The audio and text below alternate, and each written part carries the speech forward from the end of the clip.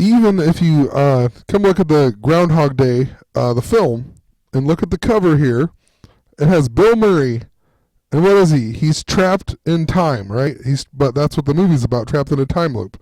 But look how many fingers he's holding up. 5 and 3. It's 8. And Valentine's Day, 45th day of the year, look at the creases in his fingers. 4 and 5. And 9, which is 4 and 5. And also, it says he worked for TV9, WPVH TV 9. And in Philadelphia, or Pittsburgh, I guess. But his name's Phil, that's what it was. Phil. And that was everything to do with last year on the same day Philip Seymour Hoffman died, I think was 2/2. It's Groundhog's Day, the day that he's stuck in. Even if you look at his fingers, you got a V, a V, a V, and a V. 22, 22, 22, 22, 88. And I even remembered the St. Valentine's Day Massacre, a pay-per-view from WWF, and yeah, it was WWF at the time. I thought that Owen Hart had died here, but he actually died. He died this year, just in a different pay-per-view. But anyway, this one, it came out on Valentine's Day, obviously, and it was the 27th pay-per-view, and 27 years ago was 1988. And the owner is Vince McMahon, and he was born on August 24th, 1945. So there's 45 with Valentine's Day. August 24th on the Julian, or the Gregorian calendar, is actually August 11th on the Julian calendar, which is 8/11/88. This event was also 16 years ago, which is 2/8. And I know this has nothing to do with Valentine's Day, but for what, his name's Hart, Owen Hart, right? And it's the whole Hart family and everything else if you watch wrestling. But it's ridiculous. He died at over the edge, and the reason he died was because he fell from the ceiling. So he went over the edge, and that's how he died, right? But it's crazier is that he died on May 23rd. And May 23rd is the Hermes Trismegistus Day, where there is 222 days remaining until the end of the year. It even says a staple of the WWF's In Your House pay-per-view series from 95 to 98, Hart wrestled more matches at those events than any other performer with 22, including 3 headlining slots. So 22. So here's a list of the In Your House ones that he was in, where he was in 22 of them. But look at this. None of them whatsoever. The only one that is called Over the Edge is number 22. And he died in Over the Edge, whatever it was, the pay-per-view called Over the Edge. But the only one in this series that they're talking about with 22, the only one with that name is number 22.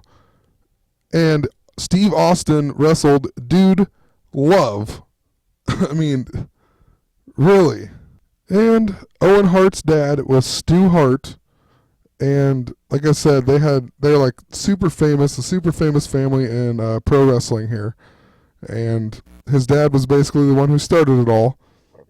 And look, he died on October 16th, which literally is 8/8/8. And he died age 88 in 2003.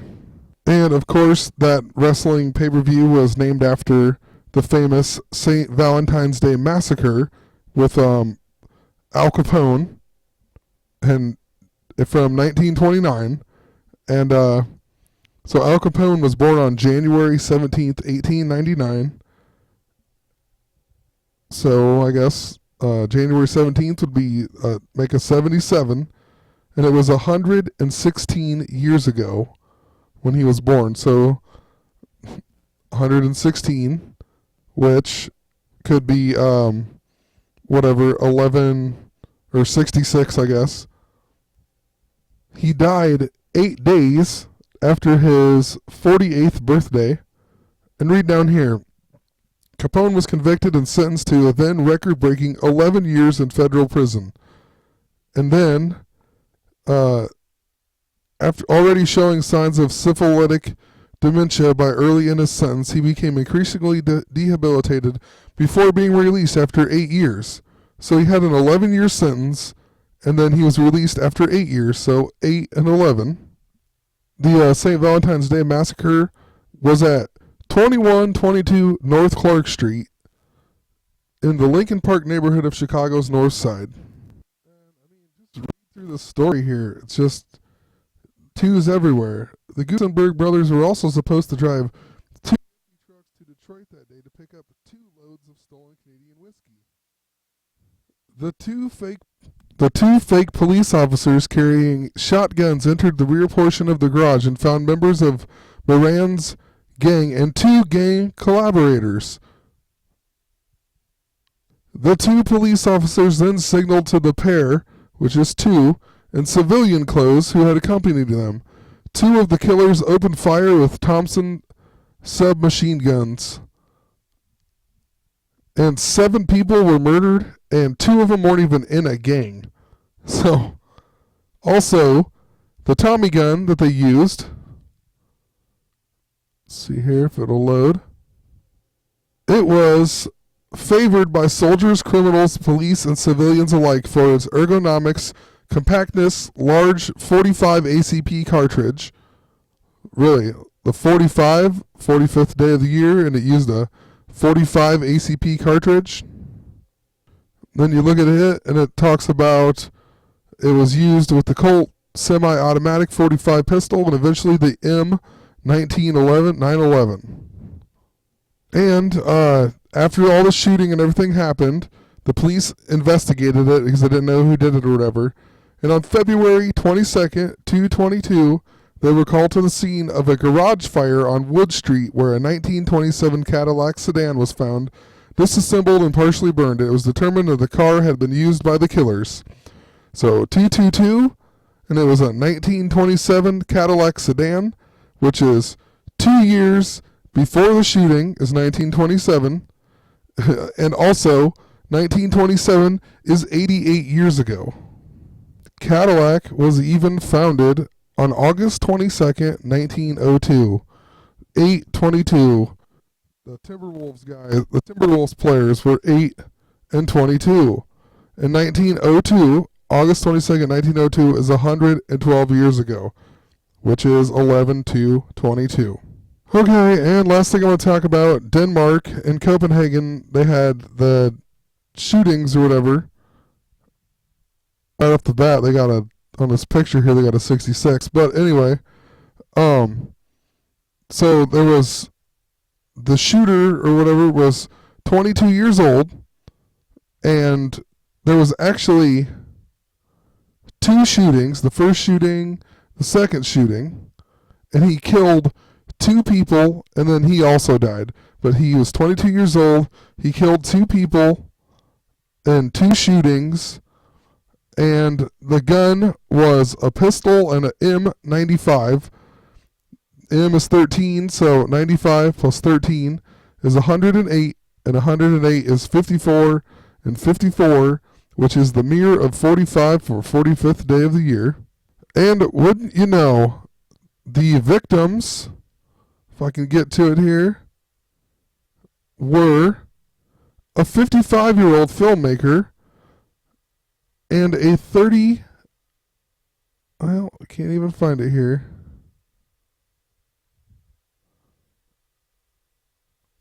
$37-year-old guy named Dan. I mean, 55, 37. In that video from a long time ago, or just like 3 or 4 videos ago with the NASCAR prediction, I talked about the significance of 3755. And then literally the guy's name's Dan in Denmark, and Denmark is actually named after the mark of Dan. I mean, look at this. The Danish gunman who attacked free speech seminar in a synagogue in Copenhagen was released about 2 weeks ago from a jail where he may have been radicalized while serving time for a vicious stabbing. So he's in jail 2 weeks ago, too. And the shooting spree was Denmark's worst terror attack since a bomb exploded outside the Copenhagen office in 1985, killing a 27-year-old. Well, if you were 27 years old this year, you would be born in 1988 if you turned 27 this year.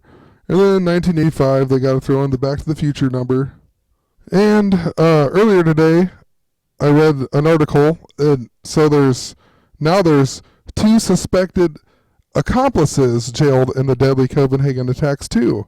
So there's just so many 2's surrounding it. It's just crazy.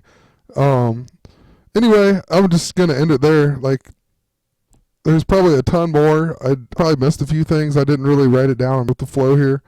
I'm actually gonna separate this. I was gonna make one long video. I'm just gonna post 2 separate videos. So anyway, have a great night. And I mean, this stuff is it's starting to get out of hand, and yet people still don't believe it. It's just, oh man, that's all I can say. I mean, whatever. Have a good one.